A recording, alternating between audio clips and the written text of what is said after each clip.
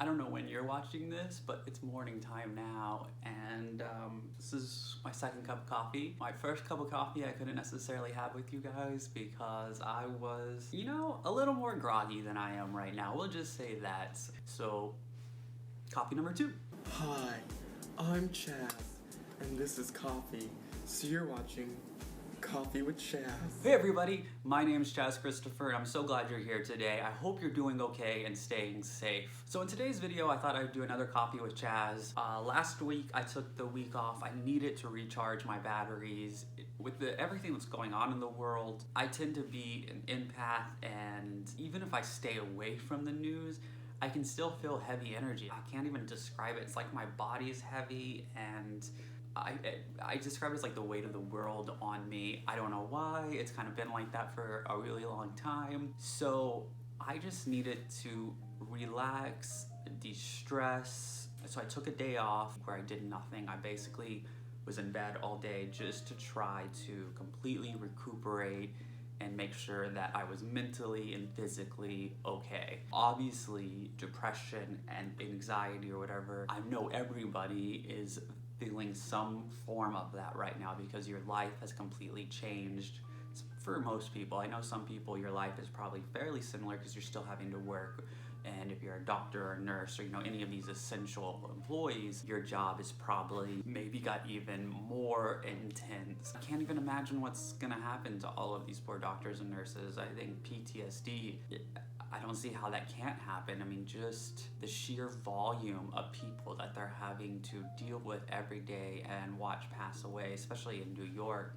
I was living in New York. New York is my city. My friends and family, thankfully, are all doing okay there. They know people who have contracted the virus and are still in the process of battling it right now. But fortunately, nobody has passed away, which is really good news. So I'm gonna be honest, there's a part of me that's glad I'm not there and I don't have the business I had there, because honestly, don't even know what Tara and I would have done, because when you have a business, you're responsible for so many other people's livelihood than just yours. So the fact that I wouldn't be able to pay them, and I know small businesses are trying to get these loans, and that's been a struggle. You're calling these numbers.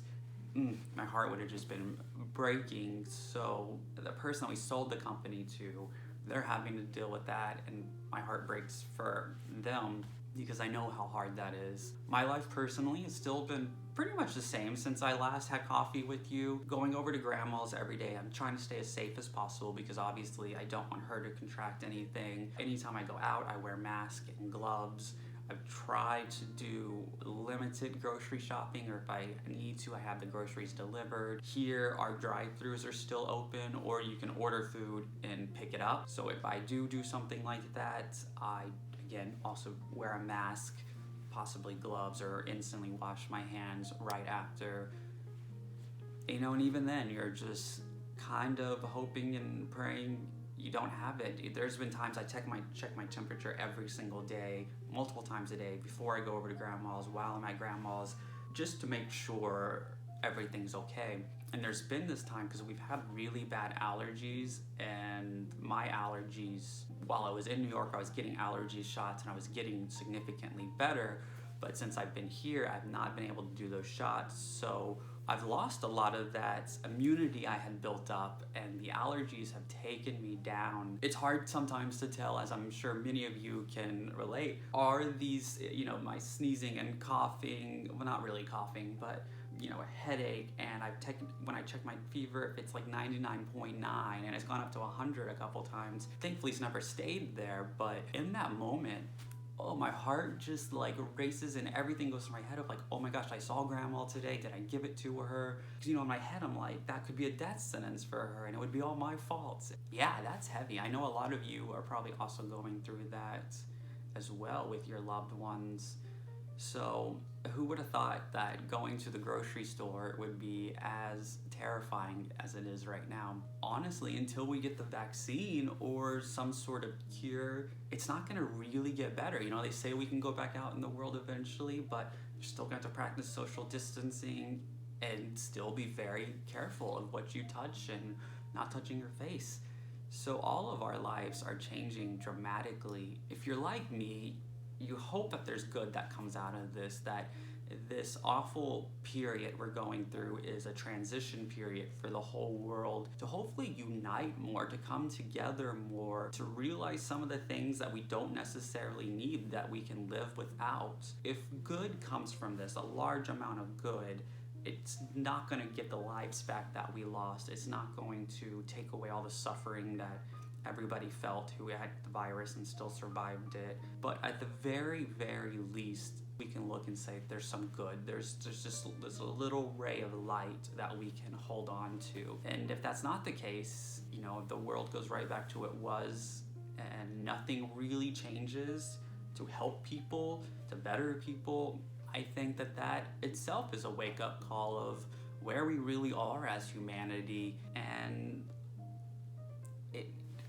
in a sense should encourage us to work harder to build that better future. But I know for a little while it would probably be heartbreaking because we just saw some huge issue that brought the whole world together. And I always said climate change would do that, but climate change is, you know, it's happening here with the hurricane or here with the drought or here, you know, it's not, even though it's affecting the whole world, it's slow and piece by piece versus this, the spread of it, how contagious it is.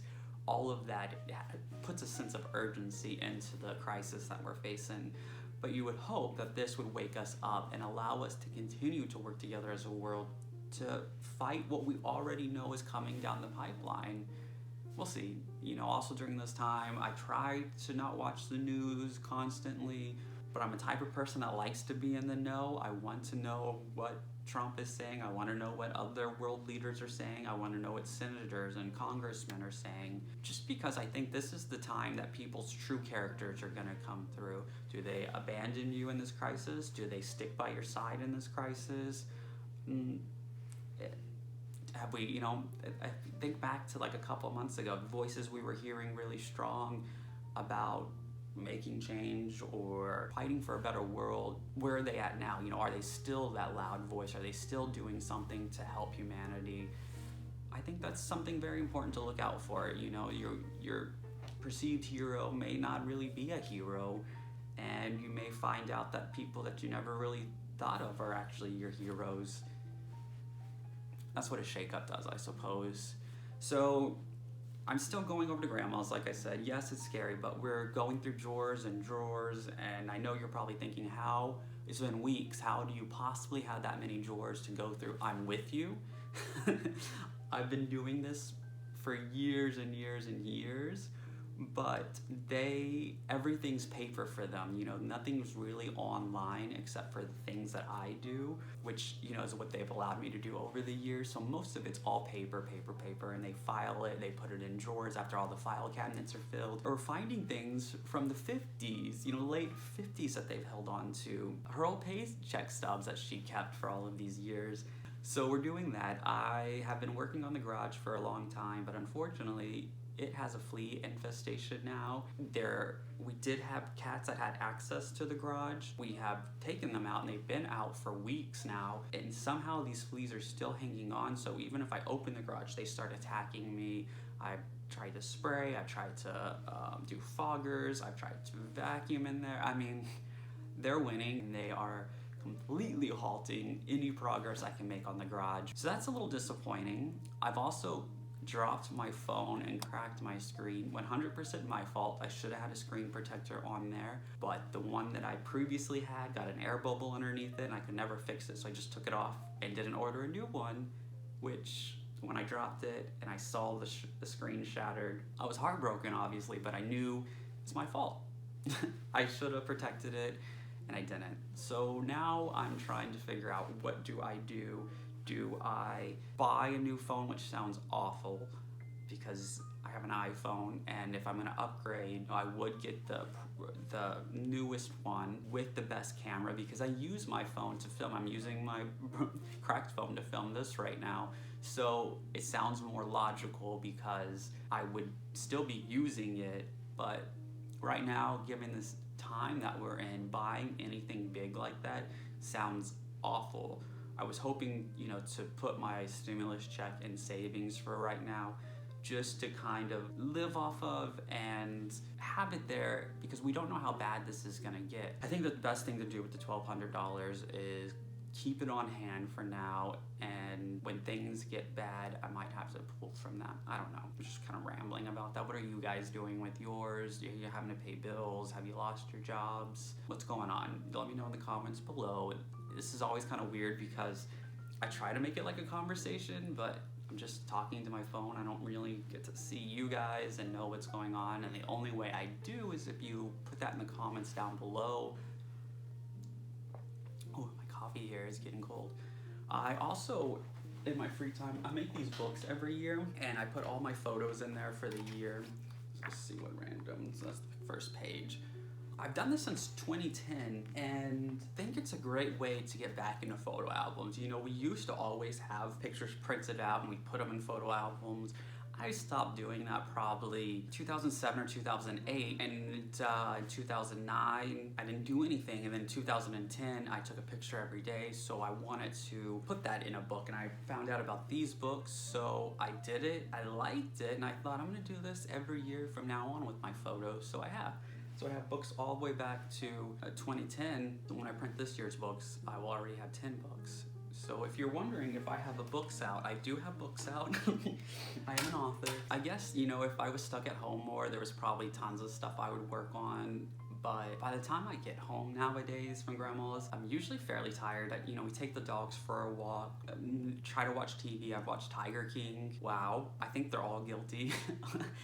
I don't even know what else to say about that. If you guys watched it, let me know. Modern Family, I finished Modern Family. That was sad. Schitt's Creek ended. That was sad. It's kind of ironic because it's such a weird time to be ending all of these shows. We're all already hanging on the verge of depression, and then we just watch all of our favorite shows end. But it is what it is. I am doing well. I am well. Grandma is well. Everybody in my house is well. What more can you really ask for in this time period? So I'm very grateful. I'm grateful for all of you.